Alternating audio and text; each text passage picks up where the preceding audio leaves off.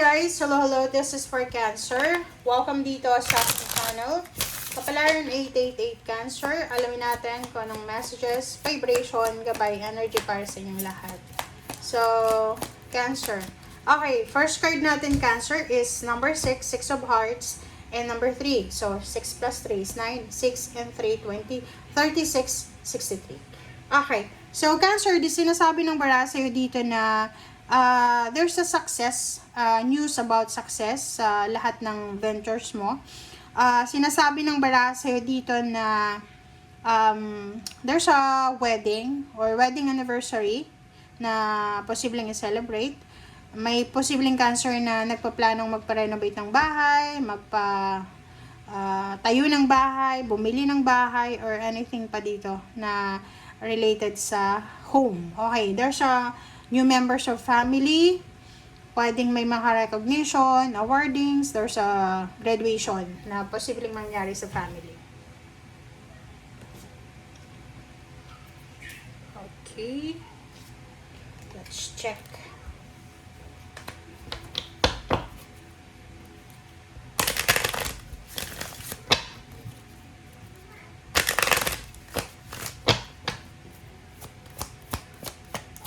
Okay.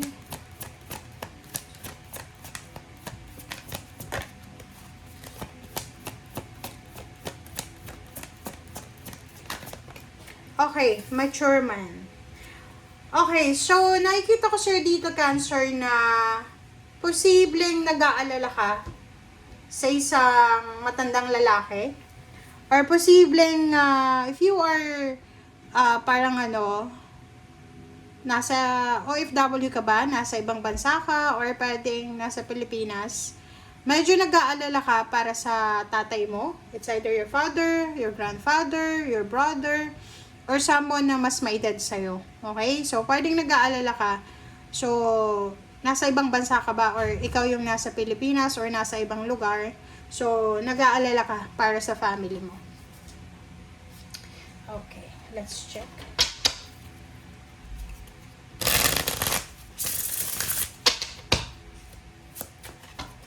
Okay, so tingnan natin muna yung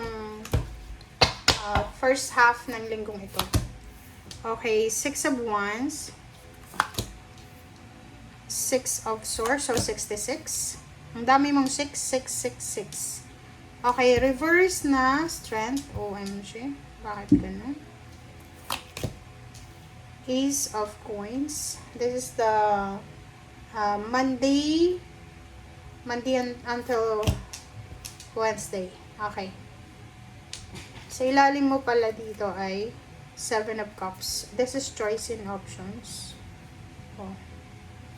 Parang meron ditong Cancer na nahihirapan kayo sa linggong ito na magdesisyon. Choices. 'Di ba? Parang nasa crossroad ka. Same with Scorpio. Parang pareho kayo ng Scorpio ng reading. Nasa crossroad kayo na pakiramdam nyo, hindi kayo makapag-desisyon, gawa ng nahirapan kayo. Okay? 6 of Wands, 6 of Swords. Sinasabi ng bara sa'yo dito na Scorpio, there's an offer here. Okay? Napakaganda to. Kasi etong 6 of Wands, this is the parang stepping stone papunta doon sa tagumpay mo. May opportunity ng promotion, salary increase, recognition. There's an opportunity to travel, to relocate. There's an opportunity na mag-level up yung buhay mo. But the problem is, yung strength dito is nasa baba. So, sinasabi ng bara sa'yo na parang wala kang gana. You're not interested. Parang ganun.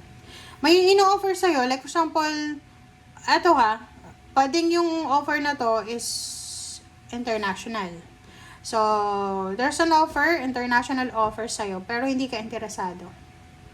Mas gugustuhin mo pa na hindi masyadong yumaman, basta yung tama lang, kalmado yung emotion mo, wala kang panic, parang ganun.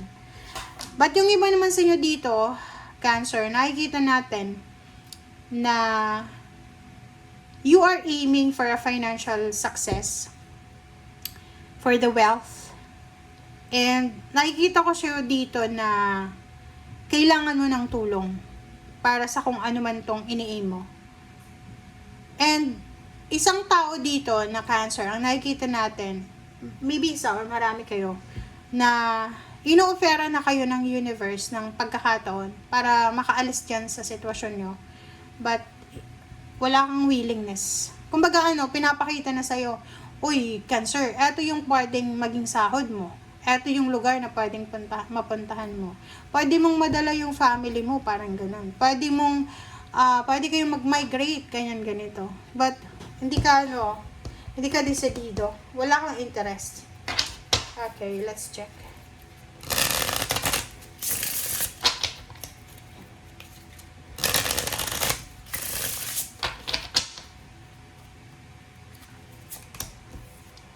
Okay, 3 of coins.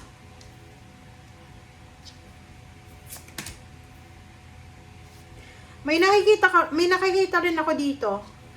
If you are a business person, may negosyo ka ba? Sari-sari store, restaurant, or transportation? May jeepney, ganyan. Ano ba yung ginagawa mo? Kasi kung makikita mo dito, you're dealing with money, 'di ba? Pero yung focus mo, pwedeng negosyo to. Sinasabi ng baraha na sa linggong ito mararamdaman mo yung kompetisyon. Parang mahihirapan ka. Like for example, yung income, yung revenue mo, few years ago, or few months ago, hindi na, kalahati na siya, 1/4, 1/8 na lang siya ngayon. So, sinasabi ng baraha sa'yo na medyo malungkot ka. Pwedeng malungkot ka ng Thursday, Friday, Saturday, Sunday. Kasi your expectation ay hindi siya yung nangyayari ngayon. Okay? Yung 4 of Wands, tsaka Page of Cups, sinasabi ng baraha sa'yo dito na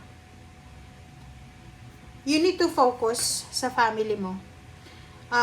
Nakikita ko sa'yo dito sa emotion, imbalance yung emotion mo. Go back to your roots. 'Di ba, Cancer? Sinasabi ng baraha sa'yo na kung gusto mong may tumulong sa'yo, make sure na you're open also for help. Kasi parang nakikita ko sa'yo dito,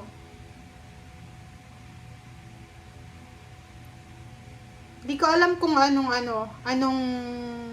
energy ang meron ka, pero sorry huwag kang magalit pero yung nakikita natin dito, may Cancer dito na posibleng nung panahon na may pera siya, umalis siya, nagpakalayo-layo, lumabas sa circle ng family, and now that you are suffering, now that you are financially burdened, you're expecting your family to help you. Parang ganun.